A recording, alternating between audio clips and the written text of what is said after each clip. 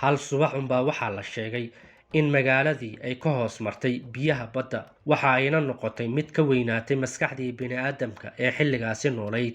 waayo magaalada Atlantis waxa ay ahayd magaalo xadaarad ahaan aad uga horreysay caalamka intiisa kale ee markaasi noolaa. dhacdadaasina waxa ay noqotay mid dadka ay isweydiiyaan sidee ayay ku luntay magaaladii hoggaanka u haysay buldanadihii caalamka ee xilligaasi jiray. maanta waxa aynu ka hadli doonaa waa magaalo iyada oo dhan hal mar ka qarsoontay guudka kore ee dunida, ilaa iyo maantana ay isweydiiyaan culimada taariikhyahanada halkii ay ku dambeeyeen dadkii reer Atlantis. soo dhawow daawade, haddii aad ka heshay muuqaalkan fadlan like saar, mahadsanid. waxaa la sheegaa in habeenada ka mid ah uu Ilaahay halaag u soo diray magaalada Atlantis oo ahayd mid dhul daraysatay oo weliba ku caanbaxday jees-jeeska iyo waxyaabaha kale ee naxariista Alle ka fog. dadkaasina waxa ay ahaayeen kuwa ku caanbaxay sida la sheegay zinooyinka iyo waxyaabaha kale ee faaxishada ah. taariikhyahanada qaar baa waxa ay ku andacoodaan in magaaladani ay lahaayeen reer Caad oo ahaa qoomkii xoogga badnaa ee loo soo diray Nebi Huud, gadaal dambana laga halaagay. balse ilaa iyo maanta lama hayo wax caddayn ah oo xiriir isugu yeelaya labadaasi magaalo, walow sheekooyin fara badan oo ku aadan labada magaalo la sheegay. si kastaba ha ahaatee, waxaa la sheegaa in halaagaasi uu ahaa dhulgariir iyo dab, kuwaasi oo magaalada ka hoos mariyey badda, kana dhigay mid sheeko ahaan loo soo tabiyo tan iyo maanta, jiritaankeedana muran gelisay. filosofarkii Plato ee reer Greek oo mar ka hadlayay qoomkan ayaa sheegay inay ahaayeen dad xadaarad ahaan aad uga ilbaxsanaa dadyoogii hore ee xilligaasi noolaa. dadkan ayaa waxaa la qiyaasaa in ay noolaayeen 11,000 oo sano ka hor. markii Plato iyo qaar ka mid ah filosofaradii hore ay ka hadleen sheekada dadkani, ayaa waxaa hal mar dunida oo dhan ay u dhegtaagtay inay maqasho sheekooyinka ku saabsan magaaladaasi oo markii hore la isugu soo gudbin jiray si afka ah oo ay dadka inta badan shaki ka muujin jireen. kutirikuteen ah halkii ay ku taallay magaalada. qaar baa waxa ay ku doodayeen inay magaalada ku taallay meel ku aadan waddanka hadda la yiraahdo Spain, weliba cirifka Antarctica, halka kuwa kalena ay ku doodayaan inay ka mid ahayd jasiiradda la yiraahdo Santorini ee dalka Greega ku taala. ayadoo qaar ka mid ah sheekooyinkaasna ay sheegayaan in dadkaasi ay ahaayeen dadkii reer Caad ee loo soo diray Nebi Huud oo aanan lagu duugin badda hoosteeda, balse uu laqay dhulka, ayna ku noolaayeen gacanka Carbeed, gaar ahaan dhulka hadda loo yaqaano Yemen iyo Cumaan.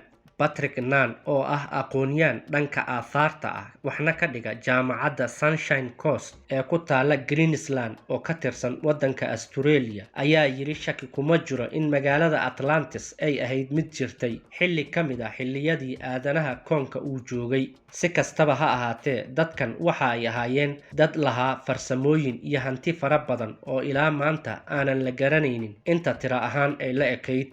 taariikhyahanada ayaa waxa ay sheegaan inay ahaayeen kuwa aanan aqoon u lahayn, weliba inkirsanaa inay jirto awood iyaga ka weyn, taasi oo macnaheedu ay ahayd dadkaasi inay ahaan jireen kuwa aanan aaminsanayn Ilaah oo weliba ictiqaadsanaa in iyaga adduunka ay joogaan. taasina waxa ay soo dedejisay dabargo'oodii ahaa caradii Alle inay ku dhacdo.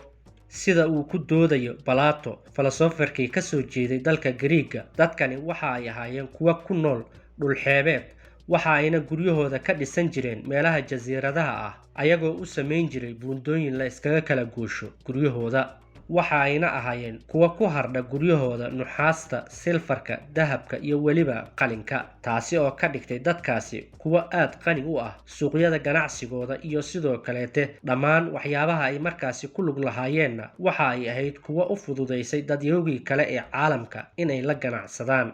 sida caadada ah ee la wada yaqaano, aadanaha marka uu helo hanti waa uu kibraa. taasina waxa ay keentay in dadkii reer Atlantis ay noqdaan kuwa xadgudbay oo weliba diiday in uu jiro Ilaah. sidaasi darteedna waxa ay ka mid noqdeen dadyoogii la halaagay oo waxaa ku dhacay caradii Eebe, waxaana habeenada ka mid ah soo weeraray ciidamadii Ilaah mid ka mid ah, dhammaantoodna baabi'iyey. waxaana la sheegaa dadkaasi in loo soo diray dhulgariir iyo sidoo kaleete dab, kaasi oo ka dhigay magaalooyinkii ay ku noolaayeen kuwa sheeko lagu soo tabiyo.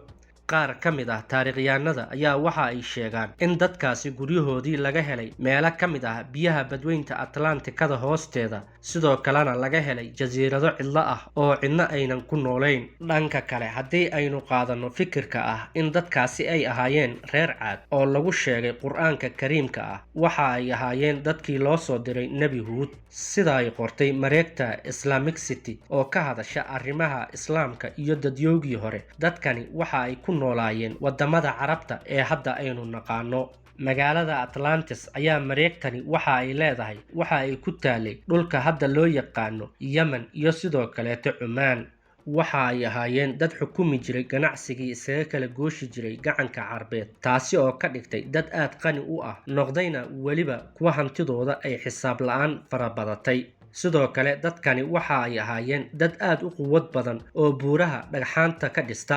Dadyoogii caalamka soo maray kuwii ugu xoogga badnaa. Qoomka reer Caad ee loo soo diray Nebi Huud waxa uu u sheegay inay Ilaah ka baqaan oo ay iska daayaan dhammaan waxyaabaha Alle caragelinaya, sidoo kalena ay qaataan diinta Islaamka ayna ku dhaqmaan waxyaabaha Alle uu ogolaaday. Balse dadkaasi waa ay diideen, dhammaantoodna waxa ay isku raaceen in laga wada hor yimaado Nebi Huud. Kadib, Ilaah oo u carooday ayaa waxa uu soo diray duufaan baabi'isay. Waxa kaliya ee ka badbaadina waxa uu ahaa Nebi Huud iyo intii yareed ee isaga raacday. Dadkaasi ayaa waxa ay ahaayeen kuwa caabudi jiray sanamyada. Maalin maalmaha ka mid ah oo abaaro fara badan ay qabsadeen ayaa waxa ay tuugeen sanamyadii in biyo ama roob cirka looga keeno. Muddo kadib, cirkii waxa isku soo taxay daruuro kala duwan, waxa ayna u maleynayeen in roob uu soo socdo, balse waxa ay ahayd caradii Alle oo u timaaday. Wixii maalinkaasi ka dambeeyana dadkii reer Caad waxa ay noqdeen kuwa sheeko lagu soo tabiyo, laguna sheegay Qur'aanka Kariimka ah.